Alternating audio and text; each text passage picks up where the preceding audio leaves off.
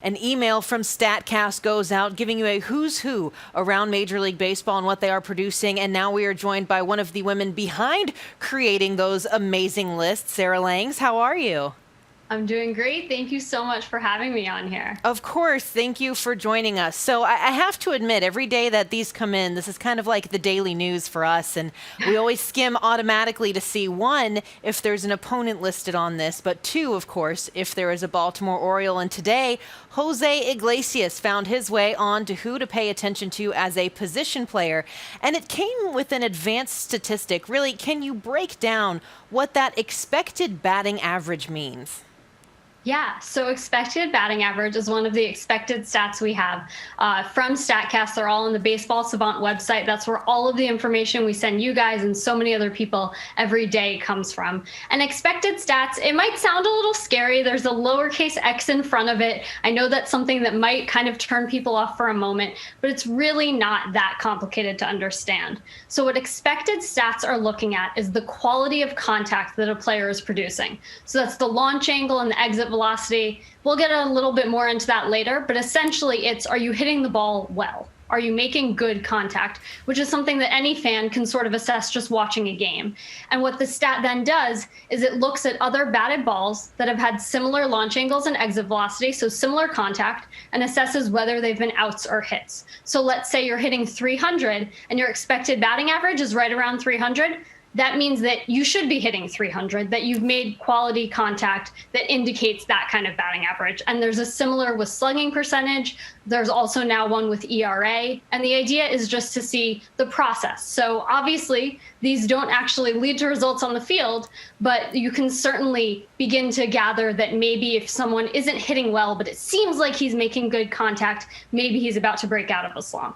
With José Iglesias chasing 400, we've heard because of that expected batting average, he may be getting a little lucky on balls that he does put in play. How can you break that down for Birdland when it comes to looking at this shortstop?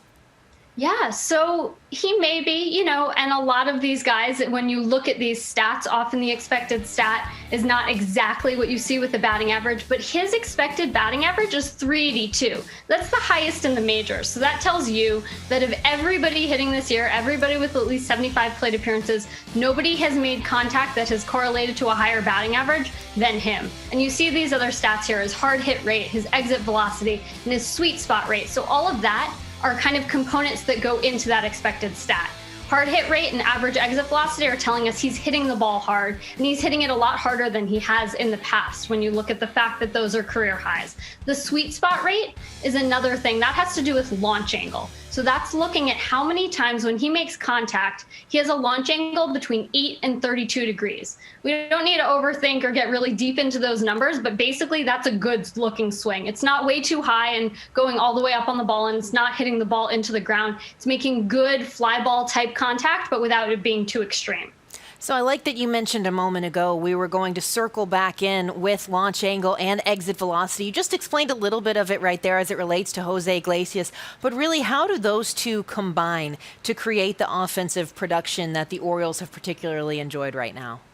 Yeah, so this is a really important thing with StatCast data to me, is that I think that a lot of people who maybe don't know a lot about it or are trained to maybe dispute certain things say, oh, launch angle this, exit velocity this, and they don't really necessarily think that those stats matter. But the idea is not that you need to have the absolute highest of one or the absolute highest of the other. Obviously, it's good to hit the ball very hard. Fernando Tatis Jr. is leading the majors in hard hit rate, and it's certainly working out for him.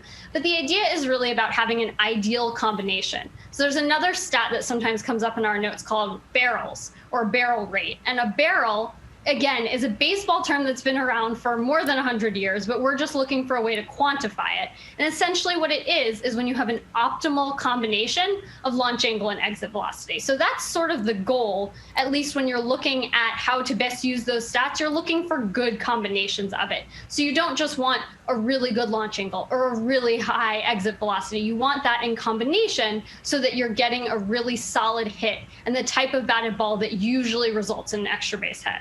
Well, and again, thank you, Sarah Langs. It's because of your work that Orioles fans will know to pay attention to José Iglesias as he leads Major League Baseball with that expected batting average. Thank you so much. Thank you so much for having me.